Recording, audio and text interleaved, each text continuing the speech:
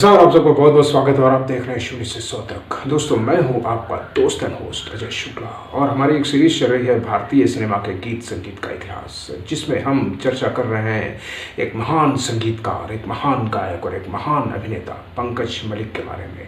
पिछले 2 एपिसोड हमने बनाए जिन पर हमने पंकज मलिक के बारे में चर्चा की। आज ये हमारा तीसरा एपिसोड है और हम इस तीसरे एपिसोड के साथ पंकज मलिक को श्रद्धांजलि भी देंगे। तो वास्तव में के.एल. सहगल साहब के पास एक विशेषता ये थी कि उन्हें शब्दों का उच्चारण बहुत बखूबी आता था और उनके द्वारा गाए हुए किसी भी गीत को अगर आप सुनते हैं तो आप देखेंगे कि एक एक शब्द आपको पूरी तरह से स्पष्ट से सुनाई दे रहा है। और हिंदी और उर्दू भाषाओं में के.एल. सहगल साहब की गजब की पकड़ थी।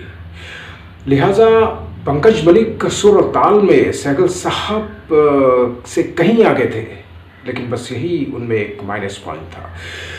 पंकज मलिक के द्वारा गाए हुए हिंदी के कुछ गीत ऐसे हैं कि अगर आप उन्हें सुनते हैं तो आप देखेंगे कि कुछ कुछ शब्द स्पष्ट रूप से सुनाई नहीं दे रहे हैं। बस यही एक पंकज मलिक साहब के बारे में कहते हैं कि एक माइनस पॉइंट था। लेकिन एक गीत है दुनिया रंग रंगीली बाबा दुनिया रंग रंगीली, इन दोनों संस्करणों को सुनकर समझा जा सकता है।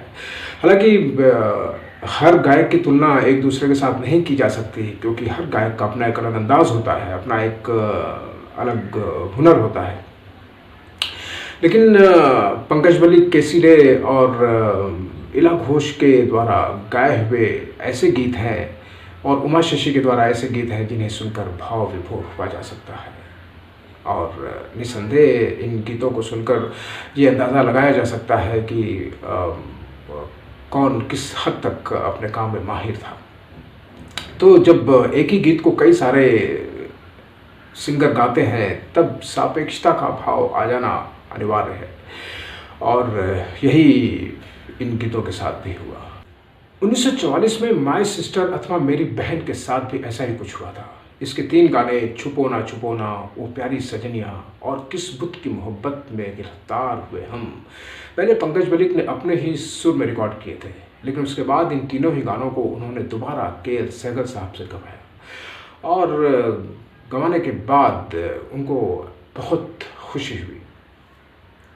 और ये दोनों संस्करण आज भी सुनने को मिल जाते हैं। ऐसे में लोग प्राय ये सवाल करते हैं कि एक ही गीत को 2-2 बार क्यों रिकॉर्ड किया था। दरअसल हुआ ये था कि इस फिल्म में पंकज मलिक संगीत निर्देशन के अलावा मुख्य भूमिका भी अदा कर रहे थे और इसकी कुछ हद तक शूटिंग भी पूरी हो चुकी थी। लेकिन बी.एन. सरकार को लगने लगा कि शायद पंकज मलिक इस चरित्र के लिए सटीक नहीं है जितना के.एल. सहगल साहब होते।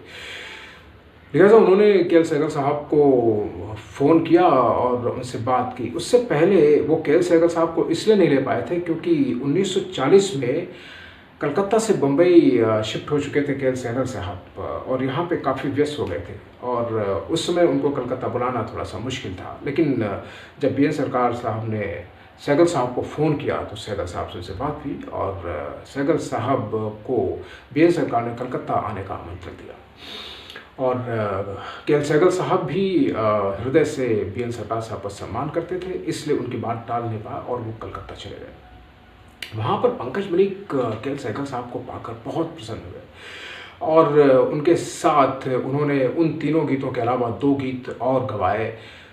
हाय किस बुत की मोहब्बत में गिरफ्तार हुए हम और पंछी काहे होता उदास जैसे गीतों को गवाया। तो एक बार पंकज मलिक और के.एल. सहगल साहब के सुरों ने लोगों के सिर चढ़कर बोला और फिल्म माय सिस्टर को सुपरहिट करार दिया गया। निसंदेह पंकज मलिक और के.एल. सहगल साहब के सुरों ने एक बार फिर लोगों के सिर चढ़कर बोला और फिल्म माय सिस्टर सुपरहिट करार दे दी गई। के.एल. सहगल साहब के सुरों ने जो ख्याति अर्जित की थी वो अविस्मरणीय थी, लेकिन पंकज मलिक की कमी में कोई भी उत्कृष्टता में कमी नहीं आई।